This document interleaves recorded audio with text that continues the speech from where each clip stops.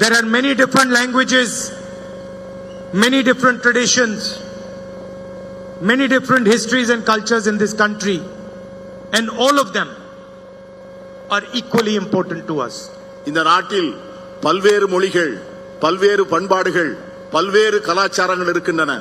ஒரு கலாச்சாரத்தை விடவோ, ஒரு பண்பாட்டை விடவோ, ஒரு மொழியை விடவோ மற்றொரு மொழி, பண்பாடு, கலாச்சாரம் எந்த விதத்திலும் தாழ்ந்ததல்ல.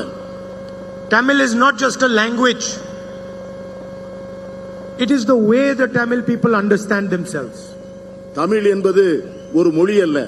தமிழ் என்பது ஒவ்வொருவரும் தங்களை எப்படி புரிந்து கொள்கிறார்கள் என்கிற வாழ்க்கை முறை. And an attack on the Tamil language is an attack on the Tamil people, nothing less. Tamil மொழியின் மீது தொடுக்கப்படும் எந்த தாக்குதலும் தமிழர்கள் மீது தொடுக்கப்பட்ட தாக்குதலாகவே நான் பார்க்கிறேன். And so I have come here to tell you that for us, your language, your tradition, your history, these are most important for us and our politics.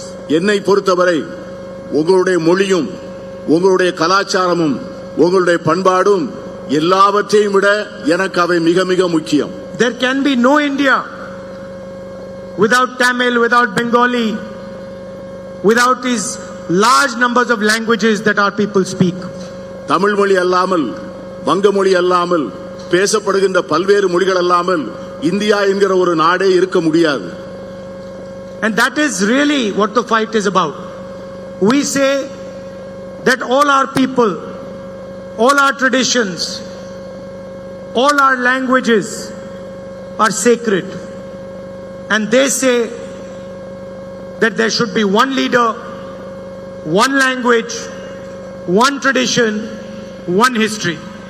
நம்மை பொறுத்தவரை இந்தியாவில் இருக்கிற எல்லாவித கலாச்சாரங்களும் பண்பாடும் மிக புனிதமானவைகள் என்று கருதுகிறோம். ஆனால் அவர்களோ ஒரே நாடு, ஒரே தலைவர், ஒரே மொழி என்பதிலே குறிக்கோளாக இருக்கிறார்கள். And what is the result of their ideology? The highest unemployment in 45 years. 83% of unemployed people are youngsters. இதனுடைய முடிவு என்னவென்று சொன்னால், இந்த நாட்டிலே இருக்கின்ற இளைஞர்களில் 83 விழுக்காட்டு இளைஞர்கள் வேலையில்லாத திண்டாட்டத்தை சந்திக்கின்றவர்களாக இருக்கிறார்கள். India today is more unequal than it was under the British. பிரிட்டிஷார் இருந்த காலத்தை விட இப்பொழுது இருக்கிற இந்தியா சமச்சீரற்ற இந்தியாவாக இருக்கிறது. 21 Indians have the same amount of money. 25 படிய பணக்காரர்கள் 70 விழுக்காடு மக்கள் 70 விழுக்காடு செல்வத்தை தங்கள் கைவசம் வைத்திருக்கிறார்கள். 30 Indian farmers themselves. இந்திய விவசாயிகள் தடுத்து கொள்கிறார்கள். And yet the Prime Minister is not ready to forgive their loans. ஆனால் இந்த நாட்டினுடைய பிரதமர் அவர்களுடைய கடன்களை தள்ளுபடி செய்ய தயாராக இல்லை. But he can give 16 lakh crores to the richest Indians by forgiving their loans. ஆனால் விவசாயிகளுக்கு கடன்களை தள்ளுபடி செய்ய மறுத்த அதே பிரதமர் இந்த நாட்டினுடைய மிகப்பெரிய பணக்காரர்களுக்கு 16 லட்சம் கோடி ரூபாய் கடனை தள்ளுபடி செய்திருக்கிறார். 2 or 3 large industrialists, none of them from Tamil Nadu, get all the contracts, all the benefits. Every single industry is being handed over to them. 2-3 விரல் விட்டு எண்ணக்கூடிய மிகப்பெரிய தொழிலதிபர்கள், அவர்கள் யாரும் தமிழ்நாட்டை சார்ந்தவர்கள் அல்ல. அவர்கள் இந்தியாவில் இருக்கக்கூடிய அத்தனை அரசு ஒப்பந்தங்களையும் அத்தனை அரசு வழங்குகின்ற மற்றவித வசதிகளையும் அவர்கள் மட்டுமே பெற்றுக்கொண்டு அனுபவித்து வருகிறார்கள். Just because Mr. Adani is close to the Prime Minister and helps the Prime Minister, the ports, the airports, electrical power, wind power, solar power, defense industry, all of it is handed to him. Adani அவர்கள் பிரதமருக்கு நெருக்கமானவராக இருப்பதால், பிரதமர் அவருக்கு உதவ வேண்டும் என்று நினைப்பதால் இந்த நாட்டில் இருக்கிற அனைத்து துறைமுகங்களும், அனைத்து விமான நிலையங்களும், அனைத்து மின்சாரம் தயாரிக்கின்ற சோலார் பவர், கோல் பவர், என்ற எல்லா விதமான மின்சார தயாரிக்கின்ற வசதிகளையும் ஒரே தொழில்நுட்பரிடம் அது ஒப்படைக்கப்பட்டிருக்கிறது. And the entire small and medium industry has been destroyed by demonetization and a flawed GST. இந்த நாட்டிலே இருக்கிற சிறு குறு நடுத்தர தொழில் அனைத்தும் சரக்கு மற்றும் சேவை வரியினுடைய அநியாயத்தினாலும் பணமதிப்பு இழப்பு நடவடிக்கையினாலும் மிகவும் சீரழிந்து போயிருக்கிறது. All India's institutions, all India's agencies have been stuffed full of RSS people. இந்தியாவினுடைய அனைத்து நிறுவனங்களும் அனைத்து முகமைகளும் RSS சார்ந்த மக்களால் முழுமையாக நிரப்பப்பட்டுள்ளது. The Enforcement Directorate, the CBI, the Income Tax Department are used as political weapons. இந்த நாட்டிலே இருக்கிற வருவாய் புலனாய்வுத்துறை, CBI, வருமான வரித்துறை இவை எல்லாமே ஒன்றிய அரசினுடைய கையிலே எதிரிகளை அளிக்கின்ற ஆயுதங்களாக பயன்படுத்தப்படுகின்றன. Election commissioners are being chosen by the Prime Minister. இந்த நாட்டினுடைய தேர்தல் ஆணையர்களை இந்த நாட்டின் பிரதமர் தான் தேர்ந்தெடுக்கிறார். The Congress party's bank accounts are frozen. Congress கட்சியினுடைய வங்கி கணக்குகள் முடக்கப்பட்டிருக்கின்றன. 2 months before the election. தேர்தலுக்கு 2 மாதத்திற்கு முன்பு Chief ministers are arrested. முதலமைச்சர்கள் கைது செய்து சிறையில் அடைக்கப்பட்டிருக்கிறார்கள். Opposition leaders are threatened. எதிர்க்கட்சி தலைவர்களும் அடைக்கப்பட்டிருக்கிறார்கள். And the entire idea is to make sure that 3 or 4 of India's richest people benefit from India. இது எதற்காக என்று சொன்னால் இந்த நாட்டினுடைய அனைத்து துறைகளும் அனைத்து இயற்கை வளங்களும் ஒரு 3-4 பெரும் முதலாளிகளுக்கு வசதியாக வாய்ப்பாக இருக்க வேண்டும் என்பதற்காகத்தான். And when Tamil Nadu asks for money for flood relief, you are refused. அதனால்தான் தமிழ்நாடு எப்பொழுதும் வெள்ள நிவாரண நிதிக்கு பணம் கேட்கிறதோ அந்த பணத்தை கொடுப்பதற்கு ஒன்றிய அரசு மறுக்கிறது. And the center labels your request as pichai. அதனால் நீங்கள் கொடுத்த வேண்டுகோள்கள் நிராகரிக்கப்பட்டன. When Tamil fishermen ask for assistance, the center gives them nothing. தமிழகத்தை சார்ந்த மீனவர்கள் உதவி கேட்டபோது இந்த ஒன்றிய அரசு எதுவும் செய்யவில்லை. Tamil farmers are forced to go to Jantar Mantar, they get nothing. தமிழக விவசாயிகள் ஜந்தர் மந்தர் முன்பு போராடிய போது அவர்களுக்கு எதுவும் கிடைக்கவில்லை. The only thing Mr. Narendra Modi cares about is having a monopoly on the finances and the communication system of this country.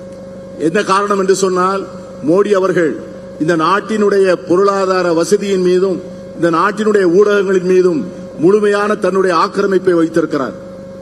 His members of parliament openly state that they're going to change the constitution if they come to power.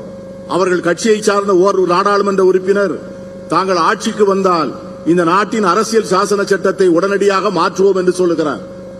And in the rest of the world, where earlier India used to be called a beacon of democracy, the rest of the world today says India's democracy is no longer a democracy. உலகமெல்லாம் ஒரு நாள் இந்தியாவை ஜனநாயகத்தின் தாய் என்று போற்றிய அந்த நாட்கள் போய் இந்தியாவை ஜனநாயகம் அழிந்து போகின்ற ஒரு நாடாக இன்று பார்க்கக்கூடிய சூழ்நிலை உருவாகி இருக்கிறது. So in this environment, what is the Congress party and the India alliance thinking of doing? இந்த சூழ்நிலையிலே காங்கிரஸ் கட்சியும் இந்தியா கூட்டணியும் என்ன செய்ய நினைக்கிறது என்று உங்களுக்கு சொல்ல ஆசைப்படுகிறேன். In an environment where Mr. Narendra Modi has forced every single Indian youngster to be unemployed, we are going to take drastic action for employment. இந்தியாவினுடைய எல்லா இளைஞர்களையும் வேலையில்லா திண்டாட்டத்தின் சூழ்நிலையிலே மோடி அவர்கள் திணிக்கின்ற சூழ்நிலையில் அவர்களை பற்றி நினைத்து அவர்கள் எல்லோருக்கும் வேலை வாய்ப்பை உருவாக்கி கொடுக்க வேண்டும் என்று நாங்கள் மனமாற விரும்புகிறோம். There are 30 lakh jobs, 30 lakh government jobs which today are lying vacant. We will give these 30 lakh jobs to the young people of this country. இன்று ஒன்றிய அரசிடம் 30 லட்சம் பணியிடங்கள் வேலைகள் காலியாக இருக்கின்றன. நாங்கள் ஆட்சிக்கு வந்தவுடனே அந்த இடங்களை 30 லட்சம் இடங்களையும் உடனடியாக நிரப்புவோம். And that is just the starting point. The children of rich families Before they get a proper job, they do an apprenticeship. வேலை கிடைப்பதற்கு முன்பு அந்த இளைஞர்களுக்கு வேலை பயிற்சி வாய்ப்பை அளிக்கக்கூடிய ஒரு திட்டத்தை உருவாக்கி வைத்திருக்கிறோம். For 6 months or a year, they go to a private company and they work and they get paid for that work and they get trained. ஒரு 6 மாதம் அல்லது ஒரு வருடம் ஒரு தனியார் நிறுவனத்திலே அவர்கள் வேலை பார்த்து பயிற்சி பெற்று அதற்கு பிறகு அவர்களுக்கு நல்ல வேலை கிடைக்க நாங்கள் ஏற்பாடு செய்வோம். And so for all our graduates, undergraduates and our diploma holders, we are going to pass a law which is going to be called the right to apprenticeship. இதை போன்று டிப்ளமோ படித்துவிட்டு வேலை இல்லாமல் இருப்பவர்கள், என்ஜினியரிங் கல்வி படித்துவிட்டு வேலை இல்லாமல் இருப்பவர்கள், பட்டம் படித்துவிட்டு வேலை இல்லாமல் இருக்கிறவர்கள், இவர்கள் எல்லோருக்கும் வேலை கொடுப்பதற்காக தனியாக ஒரு சட்டம் இயற்றி வேலை வாய்ப்பு பயிற்சி சட்டம் என்றே அதற்கு பெயர் விட்டு அந்த சட்டத்தை நாங்கள் நிறைவேற்ற இருக்கிறோம். Every single Indian youth will have the right to get an apprenticeship with a private company, public sector company, or with the government. They will be allowed to work for 1 year. They will be trained, and for their 1 year, they will get 1 lakh rupees in the bank account.